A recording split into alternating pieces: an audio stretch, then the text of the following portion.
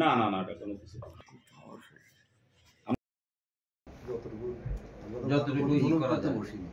Even আপনি এই রুগীটা আপনার প্যান কেয়ার হসপিটাল আছে, মাঝদ্বীপ মুন হসপিটাল, যারা এগুলো দেয়, এছাড়া এই জন্য আর কেউ দেয় না। আমার একটা ইঞ্জেকশন ছিল এই হসপিটালে, এবং এই ইঞ্জেকশনটা না থাকলে আমি নিজেও অনেক সময় হতাশ হয়ে যাই, কারণ আমার কখন হার্ট অ্যাটাক হয়ে আমি ঢাকা যাবো, যাইতে যেতে তো আমার নিজের হার্টটা ড্যামেজ।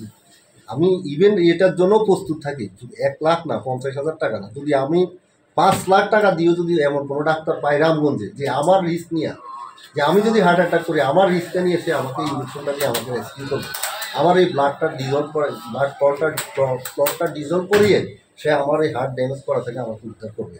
উনি আমার কাছে দাম জানতে চাইছে, আমি আসলে দামটা ওনাকে বলি নাই, তখন ওনার লাইফটা আমার কাছে ভ্যালু নিয়েছি, যে ওনার যে ধরার পর আমি সিটা টেলিভিশন অ্যান্টিবায়োটিক যে কোনো সময় লাইফ দিচ্ছে এই রুগীটা, এবং যে ইঞ্জেকশনটা আমরা দিতে যাচ্ছি তার লাইফ, মনে করেন যে তার লাইফটা গেছে সেভ হোক, এটাই আমার টার্গেট ছিল। এরপরে সে আমাকে 2 টাকা দেখ, বেশি দেখ, কম দেখ অথবা না দেখ।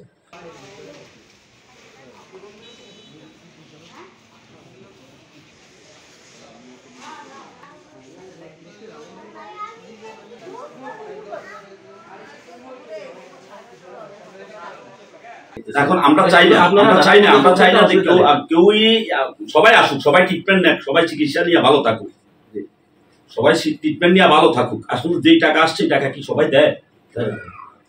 আর এই টাকা দিবেন বললে এটাও তো আমি ওনাদেরকে বলছি আমি আসতেছি, ওনারা আসা পর্যন্ত অপেক্ষা করেন, আমি আসতেছি, আমি বাইকে ছিলাম, আমি আসতেছিলাম, আসলে কি তখন সম্ভব?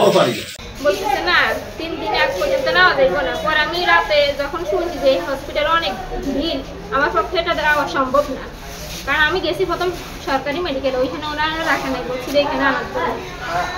পরে এখানে আনছি, ওনারা বলছে ইকু করেন, রাখতে ইকু করছে, ইকু করার পরে ছাড়বো। তখন আমাদের অন্য একজনে ফোন দিচ্ছে যে রুগীটা ছাড়িয়ে দেন, উনি ছাড় দিল, ছাড়া ওনারা বলছে না এই রুগী ছাড়া সম্ভব নেই, রুগীর রিস্ক আছে।